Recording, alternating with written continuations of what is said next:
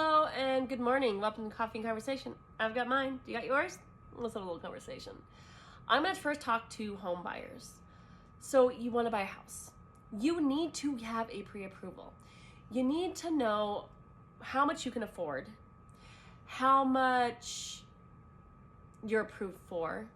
You don't want to find a house you fall in love with and have it be well out of your budget, and you don't have the extra money to put as a down payment to get that house. I've seen it happen. It's very sad. It's happened to me one time because the client would not listen about having a pre-approval. Also, realtors are expected to have a signed agreement with you before they show you a home. Some other realtors actually request to see it before they'll let you see the home to make sure that you're under contract. And if the client likes the house, they can make the offer and everything else, and they're not just having their clients leave to let people roam through their house, which I can understand. Also, have a realtor as a buyer who is there to help you. As a realtor, I always look at the disclosures. I look at the CIC form, see if there's any assessments coming, ask the realtor other questions before even looking at the property if I do have any questions. Also, the CIC is supposed to show assessments or anything coming down the pipeline or that have been already assessed and have been paid for. If you see that in the assessment, you can have them put that in the price of the home or whatever, or have the current homeowner pay it. There's so many things you can do with those. And it saves you money and time later, because you don't want to get into a house and have a $13,000 assessment happening and you're going, how do I deal with this? Or I didn't know about this. As a realtor, we are supposed to try to find that for you. It should be disclosed in the CIC if there's any pending assessments or anything else. Also, it should be in the disclosures. Disclosures tell you everything about the house, from what's working, what's not, what's going with the house, what's leaving, everything else, how old the roof is, siding, have they had any flooding, have they had any major issues, do they have animals in the house? Maybe you're severely allergic to cats and they have cats in the house. That's going to be something you're going to have to go take care of before you can even move in. Stuff like that. I like the disclosures because it helps me kind of narrow everything down. As a buyer, you want to have an inspection done. This helps you.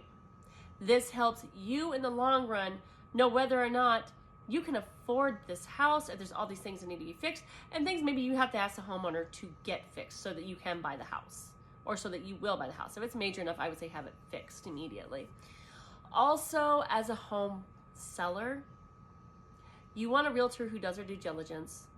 You want to be completely upfront with your realtor. Make sure that you're telling them everything. Anything you found, a sidewalk assessment from the city. City's going to work on the street. City's going to be cutting down trees. You're going to want to make sure that you have everything fixed around the house that could come to bite you later.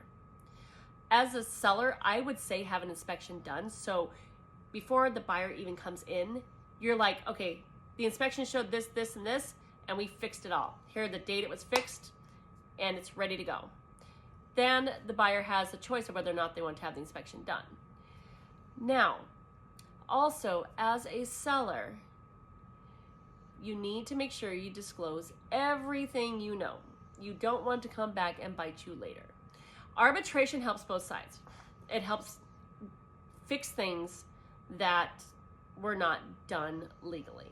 So, arbitration is a legal avenue for both the buyer and the seller. And I tell people arbitration is a good thing. It is a very good thing. You don't want to have to pay for a lawyer later if something happens. Now, I really want people to also remember to stay within your budget. Don't overdo all this cosmetic stuff in the house expecting to sell for an astronomical price, because it's not going to happen. It's going to sell for what the going market is. It's going to help sell your house. But if you're going to go high end on everything, don't expect to get high end at the end. Make sure the house is clean. Make sure it is kept up. Make sure that everything is working properly and there's no big surprises later. As a homeowner and a seller, that is your responsibility. With this being said, buyers, look at your budget. Get your pre-approval. Understand that us realtors, we have things we have to do as well. And if you have a good buyer agent, they are going to stick up for you. I love that part.